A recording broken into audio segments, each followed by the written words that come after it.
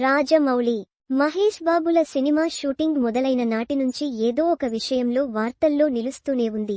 ఈ సినిమాకు సంబంధించిన ఒక్కో అంశాన్ని దశలవారీగా రివీల్ చేస్తూ ఓ స్ట్రాటజీ ప్రకారం ముందుకెళ్తున్నారు దర్శకుడు రాజమౌళి. ఇందులో విలన్గా మలయాళ స్టార్ హీరో పృథ్వీరాజ్ సుకుమారన్ నటిస్తున్న విషయానికి తెలిసిందే. ఇటీవల ఒడిశాలో జరిగిన షెడ్యూల్లో పృథ్వీరాజ్ పాల్గొన్నారు.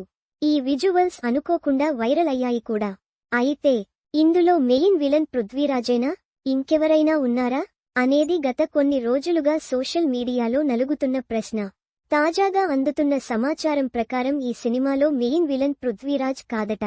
మహేష్తో తలపడే అసలు విలన్ ఓ నల్లజాతీయుడని సమాచారం. పైగా అతను పలు హాలీవుడ్ చిత్రాల్లో కీలక పాత్రలు కూడా పోషించారట. త్వరలో ఆయన పేరును రాజమౌళినే స్వయంగా రివీల్ చేస్తారని తెలుస్తున్నది. ఇది ఆఫ్రికా అడవుల నేపథ్యంలో సాగే కథ కావడంతో విలన్గా నల్ల జాతీయుడు ఉంటేనే కరెక్ట్ అని రాజమౌళి భావించారట. బాహుబలిలో కాలకేయుడు, విక్రమార్కుడు లో టిట్లా పాత్రలు ఎంత పాపులర్ అయ్యాయో అంతకు మించి ఈ పాత్ర ఉంటుందని ఇన్సైడ్ టాక్. దీనికి సంబంధించిన పూర్తి వివరాలు తెలియాల్సి ఉంది.